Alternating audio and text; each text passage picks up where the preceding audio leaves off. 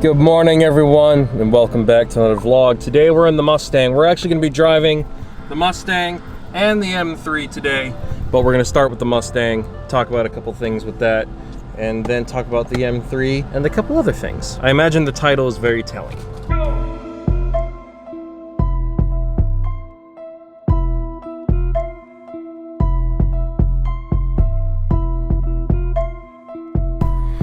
Alright, did a couple errands in the Mustang. That sounds good. That's stock, man. And better yet, the next freaking Mustang's probably gonna sound like that too. I think it's gonna be the S650 chassis. I don't know if we're gonna actually want to get one. I still really like the S550 GT500 as like the goal Mustang to have, but we'll see. It's definitely gonna sound better than the next generation of Charger, that's for sure. They're all into the settings we want. Press the Mustang button, go to exhaust mode, put it in track. It actually crackles and pops too, which is glorious. Go to cluster appearance, track. There we go.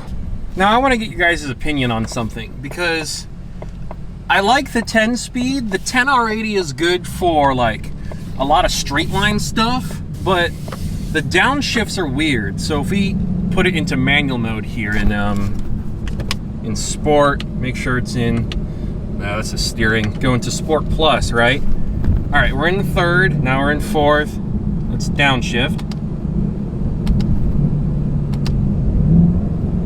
It starts to buck you around. If you've ever ridden in a car with someone that doesn't know how to rev match, so you feel the clutch and all that rubbing together to force the engine to rev up rather than blipping the throttle like you're supposed to. That's how it feels when you downshift at low speeds and into low gears. At high speeds, into anything past, let's say, I don't know, let's go with maybe third or fourth, it feels fine. Like, let's try this.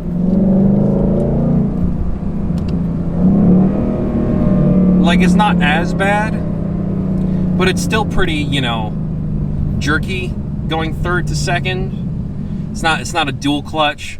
It's not a ZF8 speed. But if you're going, let's say, anywhere past 30, and you're shifting down from a higher gear to still a somewhat high gear, it works a lot better. All right, fifth to fourth.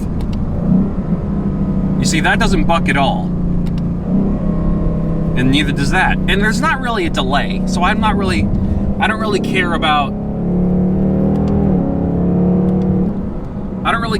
the delay in the shift after you've pressed the paddle, because it's not that bad. So I don't know. I just wish they were just a little smoother. I might be just being nitpicky.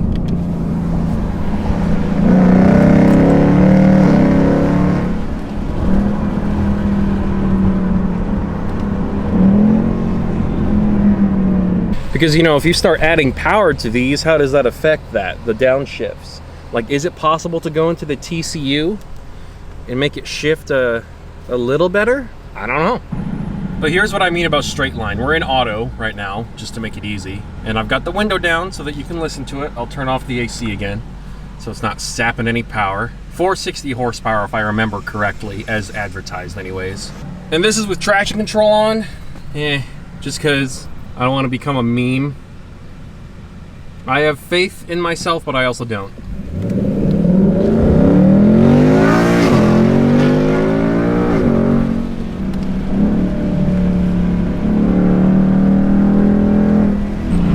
I wish you could hear the crackle and some pops.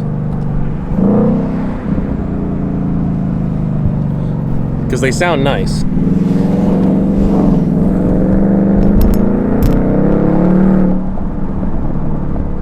Subtle. They're not like obnoxious or like pops and bangs. It's like distant thunder. The best way I can describe it. And don't get me wrong, it is super fun to drive and super easy to drive. which is why the thought of getting rid of it is kind of like, I don't know. It just doesn't, I don't know if it's actually a good decision to get rid of this car. So this is a 2021 Ford Mustang GT Premium. It basically MSRP'd at about $49,000. I can't remember. Mileage, 482 miles. Not a lot. It's obviously not going to go for $50,000 anymore because that's just how it is. But let's just get in here and discuss something real quick with you guys while we turn on that AC, because woo-wee! And the AC turns on fast, which is great. I really like this car.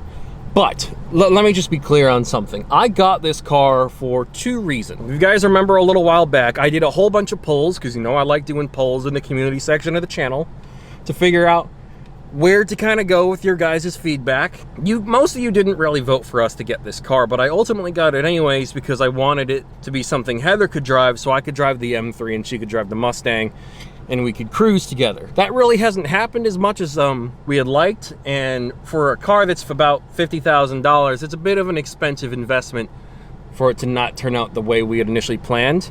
Granted, we still enjoy the car. She literally was just driving it a little bit ago, like 10-15 minutes ago. If I ever wanted to make big power with it or modify it, it would be pretty straightforward. All the parts for it are American made, so I don't need to worry about shipping stuff from Europe or Japan or anything like that. The insurance ain't too bad.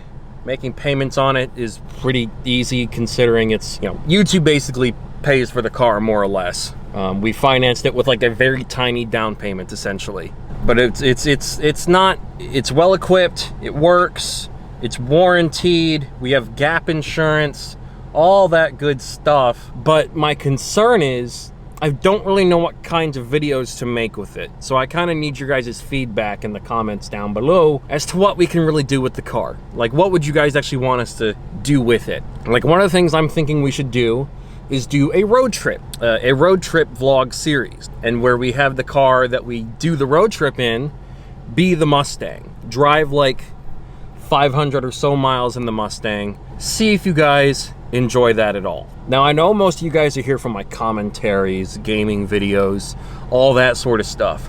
So I don't expect it to perform that well, but I also don't want to be doing that stuff forever. I really want to be one of those car channels where I can go out in my cars, vlog, and do fun stuff with them. And so I'm trying to figure out, with the sorts of cars I buy, what you guys would want to see me do. Because I like low-level exotics like the E46 M3. I like muscle cars. I like tuner cars. And I do like some supercars, but we don't have the capital to buy supercars. At least not the ones I'd want, like anything built between 2014 and 2020, essentially. I'd need $150,000 or more to do that, or at least a good enough amount of money for a good down payment.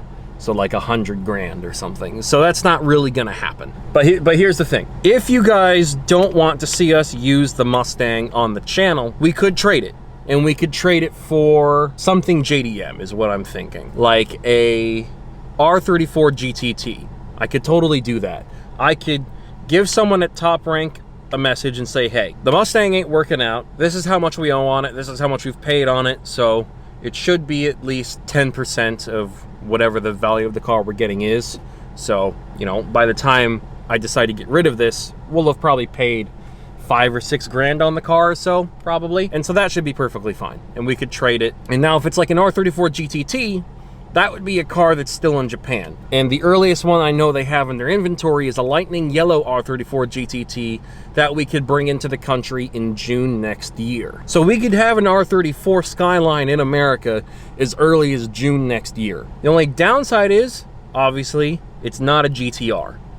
I can't really say, let's take the GTR out for a drive. It's always gonna be, let's take the R34 Skyline, because if I say GTR, that's gonna be a bit posery. Or the other option, because we all know the JDM market is crazy, and I'm gonna be honest, I don't think prices are gonna go down. I could get an R32 GTR, have that for a while, restore it a little bit to like near factory condition, let that appreciate, and then when that's, I guess, paid off or whatever, trade that in for an actual R34 GTR and have that be the crazy build instead. In the meantime, have the R32 be this really pristine OEM Plus car maybe, like where we have like a few bolt-on things, mostly Nismo or Mines stuff, you know, nothing beyond crazy like HKS or Trust or like stroker kits or anything like that.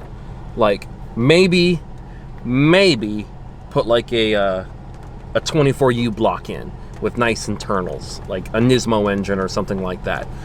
Just nothing to hurt the value of the car. And I'd want to probably get like one of those pearl red cars. It's starting to rain. Yeah, well, it's fine. Those are kind of what I'm thinking. And I know it would be fun to build an R34 GTT and convert it to be like a GTR, do the drivetrain swap, do the powertrain swap. And so it would look and drive like a GTR, just wouldn't have a GTR VIN, it wouldn't have a GTR badge. But the R32 would. We would keep the twins, we'd just have a catback exhaust or something like that. Nismo wheels, we'd protect the original paint. And that's kind of it. So it would just be a really clean red R32 GTR. And then let's say 2024, 2025, we see where we are because the car will probably be paid off by then. Then we'll look into maybe getting an R34 GTR. We'll have a look. We'll see what the values are at, see what the R32 is worth. And you know, if R34 GTRs are say like $170,000 or $180, and the R32 is worth anywhere between 80 to 100 grand, sure, we'll get an R34 GTR. We'll figure it out. If the R32 is worth even more than that and the R34s aren't too bad, that's fine too. We'll get the R34 GTR, we'll start ordering parts for it, and we'll rip it apart, bastardize it, and we'll make it something sick. But I do have to plan it out because it's a lot of money and because it has an impact on what I do on the channel. Because American Skyline content, you gotta kind of plan it out because a lot of people are gonna start doing it. A lot of people are gonna start getting R34s. I could get the R34 GTT and say, one of the first R34 Skylines in America, and that might get some views. But then it's like, okay, but then all the guys who can afford GTRs are gonna start getting their GTRs. And I'm gonna be like, And I don't know if the GTTs are going to appreciate quite the same. Granted, GTTs used to be like less than $10,000. Now they're 50. But the same can be said for R32 GTRs. But if we're getting an R34 GTT as an investment, I'm not going to spend thousands upon tens of thousands of dollars converting it to a GTR if I can just get an R34 GTR later. That's just kind of silly. So that's kind of the thing with the Mustang, is that it's really fun, it's really cool, but I don't know how to use it for the channel as a kind of a business asset. Because that's what it ultimately is. Because it takes up a lot of money. I could have gotten an R32 GTR months ago, but we decided to do this instead. And now the other thing is, my wife and I do a leapfrog thing where she gets a nice car, I get a nice car, and then she gets 2 more nice cars. What we could do is, since this is mainly Heather's car, and she kind of agreed to it, is that if we sell this, I could then get something cool in JDM, and then the next car we get will be for her. And it looks like that's going to end up being an Audi R8. Probably a first-gen R8, a 2015 with an S-Tronic, so the dual clutch. And that could be pretty fun for the channel, to have a supercar. Having that be the first supercar. The only other car that I could think of being a first supercar is an Aston Martin V12 Vantage. Like a Vantage S. So, you know, something to think about. But now let's go back home, and I guess let's look at the M3 because we can't drive it. I wanted to drive it, but it's kind of boxed in by a Highlander. And I still really want to film a review in this car. Put like a camera mount there. I've got like a 4 suction cup mount that we're going to use this camera for, and we're going to film a review in this car. So that'll be the last thing I do in this car before I get rid of it. We're going to do the road trip, the review, and then we'll be... if we decide to get rid of it, that'll be it. Either that, or it can be the Audi R8, or like a GT500 Mustang. We'll see. I really want to keep testing the waters, see what you guys think. And in the meantime, let's get out of here.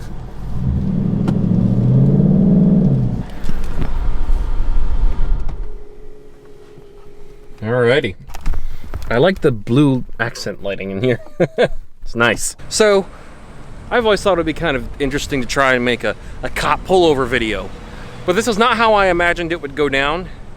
So earlier last week, when I was starting my work week, I was driving through Iowa. I was driving the semi, obviously, and an officer pulled me over. The cited reason for pulling me over initially was he said I was going 74 and a 65, and that he got me with his radar gun. And I said, well, I'm gonna be honest, I don't see how that could be possible. These trucks are governed to 65, and this Freightliner's engine brake will turn on if I hit 70. Because if you've got the cruise control on, for instance, which I did, and you've got it set to 60 and you hit 65, it'll turn on and try to slow you back down to at least 5 over whatever you got to set it to. The max you can set it to is 65, and it's governed to 65. And so when if I even got anywhere near 70, I wouldn't be able to go any faster because the engine brake would slow me down, and I was empty, so I didn't have any weight to keep me going. To fight the engine brake that much. So there was no way I would have even had enough momentum. He said I was going downhill when it happened, but ultimately he said, and I have an audio recording, he said, in case of that 1% chance where my radar gun was wrong, even though I've calibrated it and I know that it was working, I'm not going to give you a ticket, because I wouldn't want to give someone a ticket for something they didn't do. My feelings would be hurt if someone did that to me. I'm still pretty confident that this was the truck I had. I'm not going to put it down. Okay. Okay. I'll let your company deal with you now that they're aware that there might be a picture. If a picture comes through, they can talk to you about it. Yeah. But please keep an eye on that. Yeah. Because I know, I don't know who else it would have been. There's a farther vehicle off the hill, but when I locked my radar in, it was the truck that you couldn't see and you passing it. So I'm still pretty confident my radar's been calibrated, but I'm not going to put it down just in case there's that 1% chance that it actually wasn't you. So I thought that was an interesting comment, but he also proceeded to do a DOT inspection of my truck. And it was like a really quick one too. It wasn't that thorough. He just did a couple things. He verbally confirmed I had safety equipment in the side compartment of the truck. He didn't actually check, but then he still managed to flag me for a couple of really petty things. Like there was, I guess, something wrong with the strap holding my fire extinguisher in place. I can show you guys that it is secure. Just in case we need a timeline, I've been driving for about 2 hours and 13 minutes since I was pulled over. This is secure, but I still got marked for it. I'm gonna take a look at the hoses, but this is secure, but it was marked as not. As you can see, on that day of, he pulled me over, and then I immediately drove back to, continued driving to the truck stop where I was planning on going. So there's no way I could have fixed it between the pullover time and when I got there. So there wasn't actually anything wrong with it, but he still cited me for it. And then he also said that the airlines and the electrical cable for the tractor connecting to the trailer were hanging too low and that there was chafing on them. Spoiler alert, there wasn't. He said there was a reduction in diameter, which there weren't. There's a couple scratches in them, but I've seen paper cuts deeper than those little scratches, so that wasn't illegal either, technically, but he still gave me violations for them. And technically, I can take him to court for those things, but I don't have very good odds. Because how do I prove him wrong? He's probably going to be...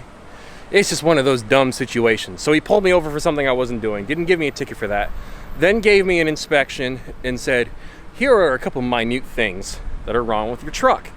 And basically, as a result, the safety department of my company said, you've had 2 sets of violations within the last 90 days. What's going on? And I'm like, well, he pulled me over for something I wasn't doing and then gave me an inspection because he had to find something, otherwise he would have pulled me over and nothing would have been accomplished. So he was going to find something because it is what it is. I didn't get a fine, but he did put points on my commercial license. And so that's pretty lame. And so yeah, I'm not sure what really can be done about that. But it's also because our company is on this kind of red alert status where we're in this kind of weird threshold where we've been getting a lot of other drivers, not any of the drivers in our region, but a lot of drivers throughout the whole nationwide company have been getting marked as not legal DOT-wise, and so our whole company is getting pulled over more and more and more. Because I've been driving for almost a year now. I've never been pulled into weigh stations. I've always gotten bypassed. I've never gotten pulled over by a cop. I've always gotten out. Because when I saw his sirens turn on, his lights turn on, I was like, that can't be for me. So at first I'm thinking I just need to get out of his way. And I was like, nope, those are for me. Okay, this is my first pullover in a semi. Great. But so now our company is breaking down, or breaking up the company by region, I guess. So our Iowa region is going to be given a new DOT number to hopefully not have a target on our backs quite so much. And hopefully we don't keep getting pulled over, because if I get pulled over again by that same guy, even if I'm not misbehaving, he might just make something up again and then do another inspection, and then I might get suspended. You know, like, this is my career, and all this nonsense doesn't really help with my relationship with my company or the company that I'm driving for, who's the customer of our company. So it's pretty lame that he had to do that and essentially have an impact on my career. Because if it happens again, I get a suspension. And if it keeps happening, God knows I might get fired. Because if you have enough points on your commercial license, people aren't going to hire you. If I had actually been speeding, it would have been way worse. But I wasn't. You can step in the leaves. Hey, so we got good news to tell everybody. So, are you excited that I'm getting rid of all those boxes of car parts that we're now finally putting the exhaust in the M3? So, as you guys know, I received the tune from RK Tunes for the E46 M3. So we got... Oh, I have to renew that in December, huh? Oh, we're gonna have to figure that out. I'm not worried at all. Is that the other part, or is the other part in the house somewhere? Where's that Rogue Engineering? I don't remember. So we got 3 exhaust pieces. We got, as I've said many times, we've got the... Is that a big long box? Well, it's not exactly long, but... I just leaned on my M3 keys. Yeah, that looks right. Alright, so we got 3 pieces. We got the headers, the long tube headers. We've got a section 1 straight pipe, which basically just means there's no resonator. And we've got the Rogue Diablo GTR exhaust, or whatever it's called. So it'll be considerably louder. There'll be flames, and there'll be pops and bangs. And it's gonna be great. And I can also confirm the airbox has all the parts that have needed to be replaced. And they've been prototyped. They're being fitted on the car. They look like they're working. It's now being tested on an M3 GT2, I guess a PTG spec race engine before it's sent out to me, and then we'll have that. And we've got the RK Tunes tune is an Alpha N tune, so we'll be able to run it with that. We're going to put the air temp sensor in so we can have it all be ready to just drop that air box in and enjoy that induction noise. That is the update on the M3. We're making progress, just not very fast progress. But I've got some bad news about the pace of progress on the M3 GTR project. So, a lesser known fact about me is that for as long as I've liked cars and I've been planning on building this car into an M3 GTR, I've also liked writing. And not to sound too much like Brian Griffin, I've been working on what I think is a very special story for about, I don't know, since 2015 basically. And I very recently finished my first very rough draft of it. And I really wanted to be as refined and edited and proper as possible to be sent to agents and publishing companies and all that sort of stuff, because I don't want to self-publish. I want to get it properly distributed and have everything be done. And, you know, as much as I want to make tons of money off of it, I want it to actually reach people as best as possible. So the reason why I'm saying that's going to slow down the progress of the E46 M3 GTR build is that getting a book out there is actually quite expensive if you want to cover all the bases, which I do because it's my first book that I want to publish, which means I need to contract an editor, a professional editor, and I've got to do, I want copy editing, I want developmental editing and proofreading and all that sort of stuff so that it's perfect, chef's kiss. And as a result, it's about $4 grand to get this editor to do this for me.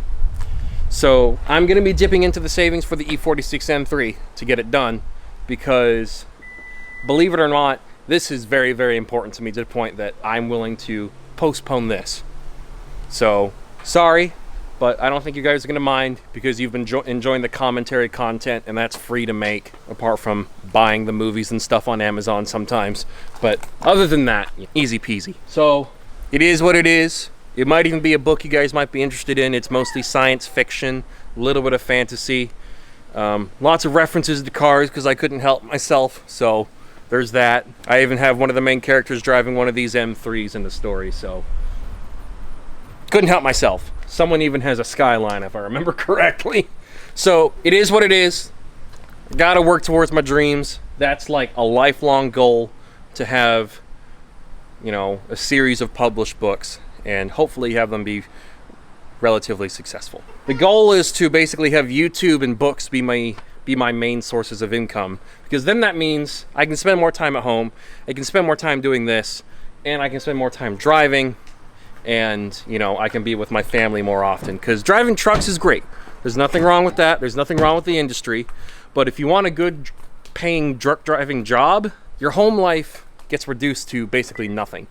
Like, I probably put less than 2,500 miles on this M3 a year, because I don't drive it every single weekend I'm home. I drive it probably once a month, if that. It might even be less. Could be every 2 months. You okay? The Highlander doesn't want a remote start. So we're gonna work on that, because that's a thing. And anyways, I appreciate you guys watching all these videos. I'm hoping you've been enjoying the vlogs. Give me feedback on the Mustang situation, and let me know what else you are looking forward to me doing. I put a poll in the community section recently about doing more POV driving videos, like how I used to with Motor Madness and whatever the other one was, the commute. Kind of like a motovlog style series of videos. Let me know if you think I should do that again. I think this time round I would call it free roam, but I'd want like a proper POV camera setup, so I could just wear a helmet with a GoPro attachment or something. Let me know what you guys think I should use for POV camera setups, because I'd want to be able to talk and drive, have good audio, and all that sort of stuff. Anyways, I'm rambling. Thank you guys so much for watching these videos. This hopefully is not a long video, and I hope to see you guys next time. I appreciate you guys. You guys are awesome. Love you. Bye-bye.